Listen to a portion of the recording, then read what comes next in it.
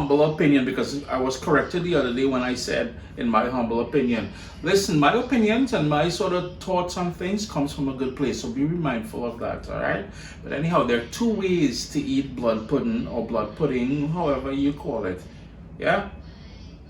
But before we get to that, I have a public service announcement to make. If you are making blood pudding to sell, or for your family or your friends or even yourself, and you're putting rice in it, stop that. Save that rice, boil it, and enjoy it with some fried corned beef. Rice does not belong in blood pudding, no.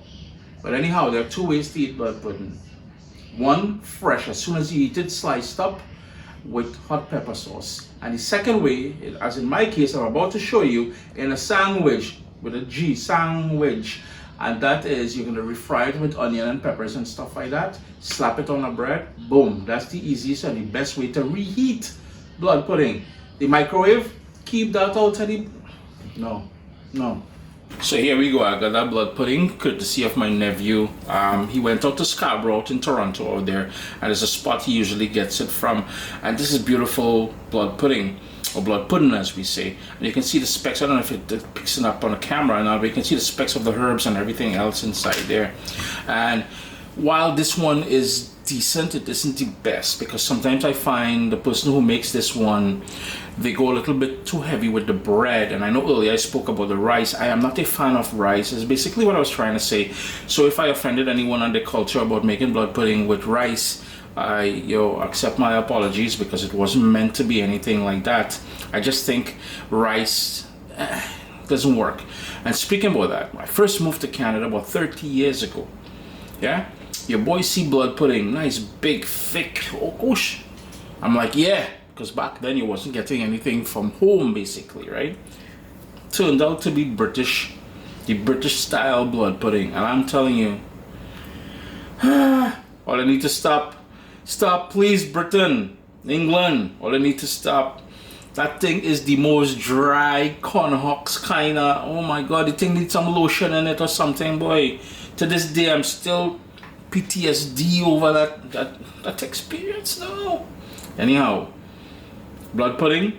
We've got some Scotch bonnet pepper, some tomato, onion, some scallion.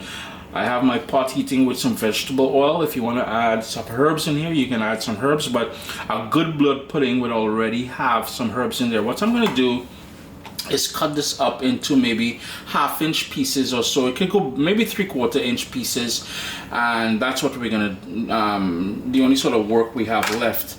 Vegetable oil, and we've got the onion, and all we want to do is to soften up that onion a bit. So I'm just gonna move it around in the oil, and at this point I like to give it just a little dose of fresh ground black pepper. My heat is on medium low, so that's a quick stir. And at this point, what I like to do, and I like a lot of pepper in this, totally up to you. When I say pepper, I mean the hot stuff, the Caribbean sunshine. So there it is, seeds and everything, 1/2 of a Scotch bonnet pepper. You can add more, you can add less, you can leave it out altogether. It's totally up to you. You can add pepper sauce later on top of it if you want, but I just find that by adding the Scotch bonnet in here, I just, I appreciate it like that, yeah? And with food, and you hear me saying a lot of I and me and my opinion and all that. Food is something that's very personal, so you know what? Act accordingly to your own likes and dislikes, alright? Another quick stir.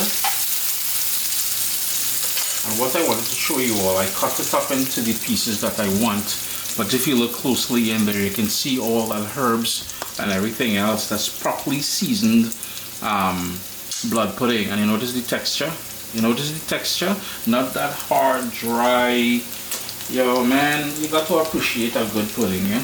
So what I'm going to do at this point is to start adding the pieces. I'm just going to tuck them down in between here. And the sort of fat and everything else that's in that blood pudding is going to start rendering out and doing all kind of wonderful things. And again, you can heat up blood pudding in your microwave, but I find that it changes the texture and flavor and everything else. This is the best way I found to heat or reheat blood pudding. To that, I'm also going to add some tomato, and you can cut up the tomato however big pieces you want, yeah. And I'm just going to, the important thing here is to allow some of the, see that caramelization that's happening on the bottom there. We need to allow some of that to happen, because that is what's going to add some flavor to the onion and tomato and everything else. And you know, you're pretty much done. The only thing you need to do here is to let it heat through, and then you're going to finish up with some scallion, or if you want some parsley, whatever rocks your boat, you know. Scallion. And what I forgot to mention is that I turned my heat down just a little bit. At this point, I'm going to, when I mean a little bit, I mean it's medium low now. Before it was on a medium heat. I'm going to put the lid on and let that warm through for about 2 to 3 minutes. Give it another stir, and then we're all done. Sup, soldiers? Listen, if you enjoy this recipe, I'd really appreciate it if you hit subscribe and click that bell notification thing. If you've made the recipe, take a picture and send it to me. Email address down here. I mean, trying to tell people the email address, then Butts will take the address and do all kind of thing with it. And tag me on Instagram at Caribbean Pot. I really appreciate you guys, and thanks for being in my kitchen with me today. Irie.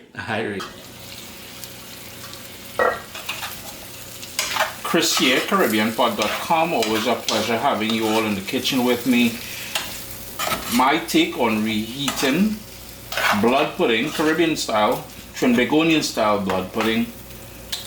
Yeah boy, a little onion. I know if you wanted to put garlic and fresh thyme and stuff like that, you can certainly do that, but I find sometimes we add too much and it takes away from the integrity and flavor and everything else of the main ingredient, and in this case here, the blood pudding. All you would do now, load that up. I know if I had hops bread, I don't have hops bread. What I do have is a couple brioche there, a couple hamburger bread waiting. Now sometimes what we would do with this, when mommy would make this, of course when we were small she didn't put that scotch bonnet pepper in there. We would eat it with hot salad roti in the morning, because what we had is what we ate kind of thing, you know what I mean? Anyhow, I do hope you all get an opportunity to give this one a try if you have some leftover blood pudding. Yo man, here's the thing, if you want to crank up the heat a little bit higher and to sort of caramelize, sort of get little crusty pieces of that blood and filling and everything else that's in there, Papa, you real thing self. Irie?